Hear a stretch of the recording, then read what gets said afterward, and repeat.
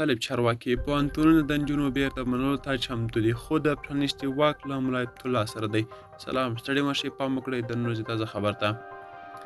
د طالبانو د لوړو زده کړو وزارت یو چارواکي ویلي چې د هیواد پوهنتونونه د نجونو بیرته منلو ته چمتو دي، خو پرېکړه باید هیبت الله اخندزاده وکړي چې څه وخت د نجونو لپاره پوهنتونونه پرانیستل شي. د طالبانو د لوړو زده کړو مشاور مولوي عبدالجبار پرون شنبه 20 د زمري اسوسییټډ پریس ته ویلي چې د هیبت الله اخندزاده د امر پر اساس د نجونو پر وړاندې پوهنتونونه تړل شوي او هر وخت چې نوموړي امر وکړ په هماغه ورځ به پرانیستل شي. د اسوسییټډ پریس د راپور له مخې د طالبانو د چارواکي ویلي چې نشي کولای ووایي چې پوهنتونونه باید څه وخت د نجونو پر مخ پرانیستل شي او یا اصلا په خلاص شي او که نه.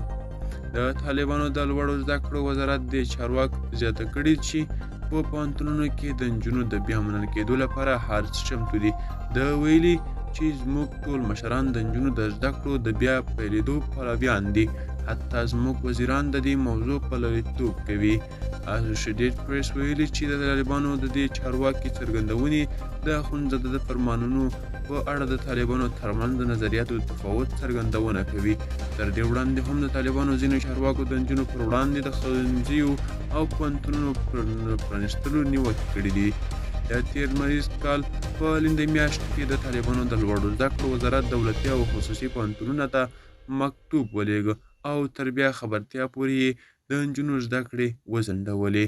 له هغه وخته تر اوسه د طالبانو چارواکي د نجونو پر وړاندې د پوهنتونونو د پرانیستۍ ژمنې کوي، خو لا هم پر افغانستان د طالبانو د دویمې کلیزې د پوره کېدو تر وخته پوهنتونونه د نجونو پر وړاندې بند دي. دا و چمتو کلی خبر، تر بیا ښې چارې، ښه وخت.